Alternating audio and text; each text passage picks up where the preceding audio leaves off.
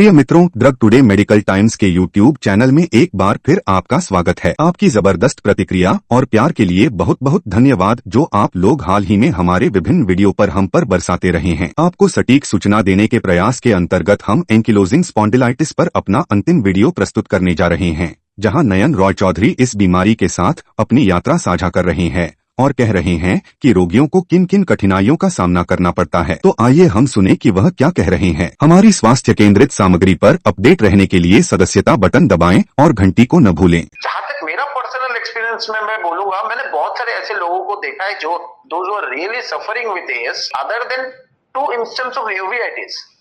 मुझे आज तक कभी भी एएस में कोई प्रॉब्लम नहीं हुआ। 2 बार मेरा यूवीआईटीज होके गया है। I went to a doctor, very good doctor in Delhi, 3-4 drop देके मुझे बोला कि 7 दिन बाद आपको दिखा देना, इट विल बी फाइन। ये इंस्टेंस मेरा 2 बार होके गया है ना, perfectly fine. So I know that कि मुझे ये हो सकता है, कभी भी किसी एक दिन मुझे ब्लड दिख सकता है। Immediately go to a doctor and tell him that I have this uveitis problem. The doctor in Delhi told me directly कि आप कभी भी आज के बाद ये प्रॉब्लम आपको हो, कहीं पे भी हो, you just go eye specialist and tell him that you have ankylosing spondylitis, you will understand. तो डायग्नोसिस का बहुत टाइम आपका बच जाता है। अचानक से एक दिन सुबह उठ के आप देखेंगे आपका विजन ब्लड है, थोड़ा आई में पेन हो रहा है। मुझे मेरे डॉक्टर ने इसलिए कहा कि इसलिए हुआ है because I am not taking NSAID. अगर मैं एनएसएआईडी लेता तो इन्फ्लेमेशन नहीं होता आईज में, तो मैं एनएसएआईडी नहीं ले रहा हूँ तो मेरा आईज में थोड़ा सा इन्फ्लेमेशन होने के चांसेस है। बट दिस इज बेटर कि मैं ड्रॉप लेके इसको ठीक करूं other than I take continuous NSAID and my kidney and liver. Delhi के महर्षि दयानंद अस्पताल के विशेषज्ञ डॉक्टर गौरव शर्मा इसके इलाज के बारे में विस्तार से जानकारी देते हुए बताते हैं। ये जो ऑपरेशन किया जाता है, इसमें हम यदि बात करें मोस्ट कॉमनली इसमें हिप जॉइंट इन्वॉल्व होता है। जब पूरे जॉइंट इन्वॉल्व होता है तो उसमें हम THR टोटल हिप रिप्लेसमेंट ही करते हैं। यानी कि उसमें जो हेड ऑफ फीमर है वो भी चेंज करते हैं, साथ ही एस्टेबुलम वाला पार्ट है वो भी हम उसको चेंज करते हैं। जो सरफेस खराब है वहाँ पे हम इम्प्लांट लगाते हैं। इम्प्लांट लगाने के बाद जो हमारा पेशेंट, स्पेशली हम गवर्नमेंट सेटअप में हैं, हमारे पास जो पेशेंट आते हैं मिडिल क्लास फैमिली के या लोअर क्लास फैमिली के भी आते हैं, जिनका पैसा बहुत नहीं होता है, जो अफोर्ड नहीं कर सकते हैं बड़े अस्पतालों में सर्जरी कराना, ना उनके पास इतने पैसे होते हैं कि वो बहुत ही महंगे इम्प्लांट दबा पाएँ। तो उनको हम यह बताते हैं कि जो भी हम सामान डाल रहे हैं इसकी एक लॉन्गेविटी है, इसका एक टाइम ड्यूरेशन जब तक ये अच्छे से काम करेगा। प्लस साथ में ये नॉर्मल है कि इसमें वियर एंड टियर भी होगा, अर्थात वो घिसेगा भी आम भाषा में। तो नॉर्मली हम ये कहते हैं, एहतियात ये है कि आपको ज़मीन में उखड़ू नहीं बैठना है, ठीक है, आपको भारी सामान उठा के नहीं चलना है, आपको दौड़ने का काम नहीं करना है। तो यदि ये एहतियात आप रखते हैं तो पेशेंट को दिक्कत नहीं आती है। और 99% केस में जो हमारा एक्सपीरियंस है, हमारे पास जो पेशेंट इस तरह के सीवियर कैटेगरी में आकर ऑपरेशन के लिए आया है वह इससे तैयार भी हो जाता है, क्योंकि उस समय उसका एकमात्र उद्देश्य होता है कि मेरे दर्द से मुझे निजात मिले और मेरी day to day activity life की है वो कर सकूं। अब डे टू डे एक्टिविटी क्या है?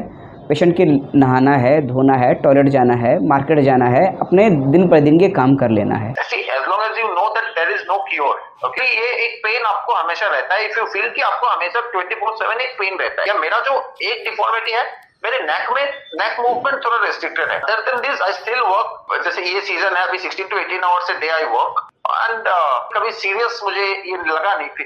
नॉर्मली लोग कहते हैं कि 14-15 ईयर्स के बाद प्रोग्रेशन जो है वो अपने आप कम हो जाता है, तो मुझे वैसा कोई नहीं लगा कि हाँ, थोड़ा मेरा नेक मूवमेंट जो है वो रेस्ट्रिक्टेड है, थोड़ा सा मुझे पेन लगता है कि जब बहुत ज्यादा काम हो गया है। बाकी I am leading a very normal life. My simple thing is with all due respect कि why do I go for a surgery? कहाँ पे डिफॉर्मिटी है?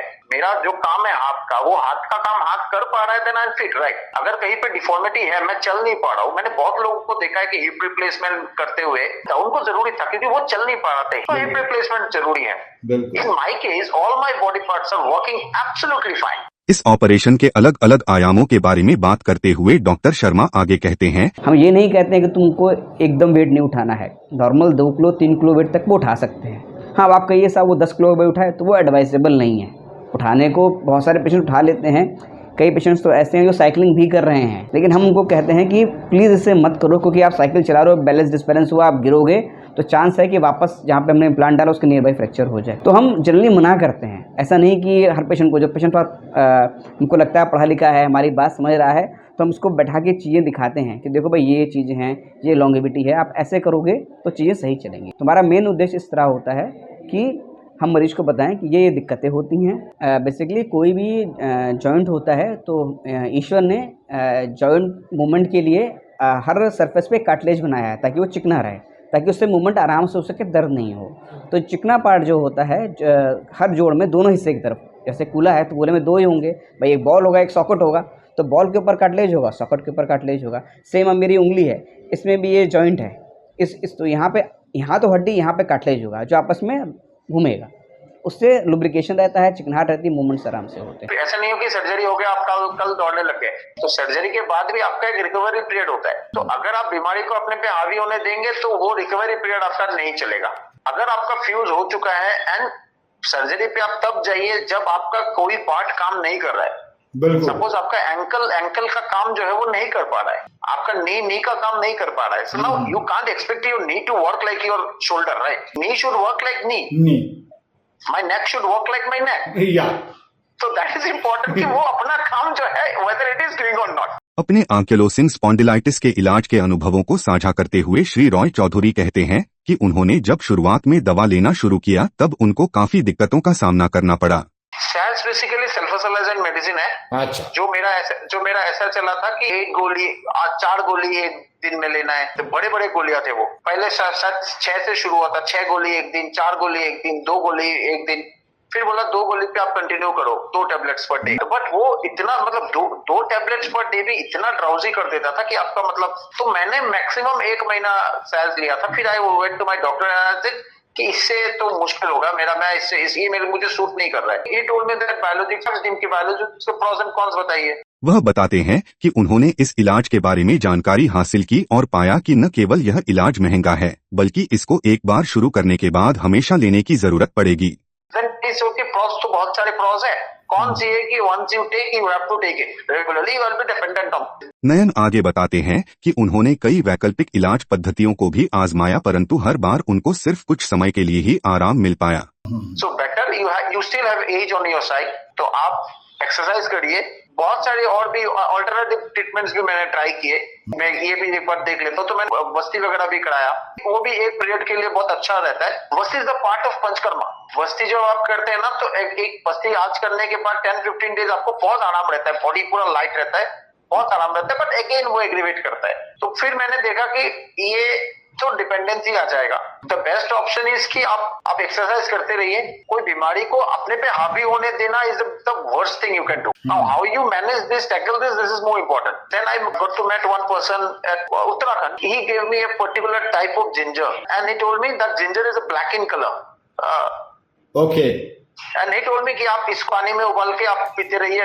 I'm taking this for last 5 years. It's a good thing. It's working for me. I don't know whether it is placebo or something, but it is working. 5 साल में मुझे कभी ये नहीं लगा कि बहुत ज्यादा पेन है। इससे पहले भी मुझे नहीं लगा था कि बहुत ज्यादा कभी पेन वगैरह है।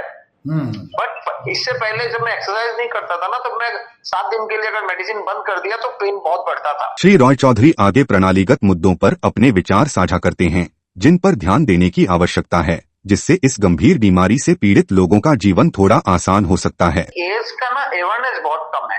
If I just give you one example, Remicade injection लेने के लिए आपको मोटा मोटा मान लीजिए 50 से 60 हजार रुपया खर्चा होता है।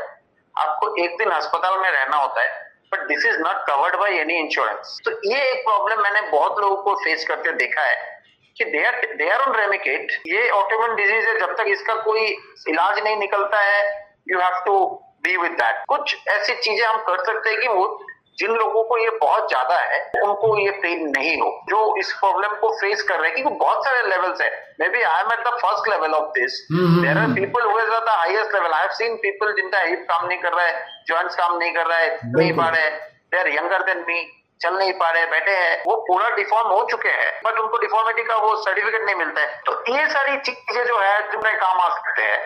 वह कहते हैं कि किसी भी बीमारी को अपने पर हावी नहीं होने देना चाहिए और ऐसा करने के लिए हमेशा अपना मनोबल बढ़ा के रखना चाहिए। वो इनको ना रास्ता थोड़ा सा आसान कर सकता है। These are the things that should be worked up। बाकी जिसका हल निकालना एंड जो बट जब तक ये नहीं निकला है तब तक इसकी जो आसान करना है ना उसको, वो थोड़ा सा बिल्कुल मतलब पॉलिसी उसमें काम आता है।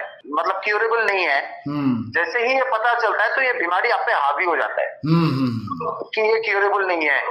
अब क्या होगा, ये कोई इतना बड़ा भी कुछ नहीं है कि क्यूरेबल, मतलब माय पर्सनल ओपिनियन, मेरे लिए इतना कोई बड़ा इशू नहीं है जिसका मैं क्यों ढूंढने निकल जाऊंगी। एंकिलोसिंग स्पॉन्डिलाइटिस के बारे में इस जानकारीपूर्ण यात्रा पर आज हमारे साथ शामिल होने के लिए बहुत बहुत शुक्रिया। और एंकिलोजिंग स्पॉन्डिलाइटिस के बारे में अधिक समझकर हम अपने और हमारे सगी साथियों के सामने आने वाली चुनौतियों को अधिक प्रभावी ढंग से लड़ने के लिए खुद को सशक्त बनाते हैं। यदि आपके कोई सवाल या टिप्पणी है तो उन्हें नीचे कमेंट बॉक्स में हमारे साथ साझा करने के लिए स्वतंत्र महसूस करें। आपकी जीवन अमूल्य है और हम बातचीत जारी रखने के लिए हमेशा मुस्तैदी से खड़े हैं। अगली बार तक बस इतना ही, तो अपना ध्यान रखें और स्वस्थ रहें। नमस्कार।